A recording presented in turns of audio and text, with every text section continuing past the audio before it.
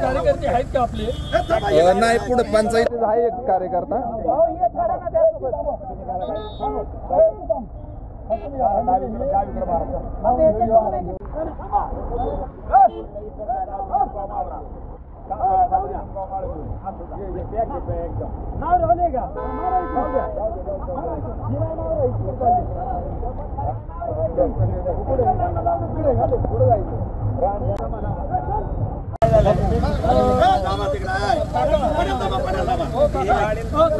कार्यकर्ते आहेत का आपले? नाही, पुढे पंचायतीत आहे एक कार्यकर्ता.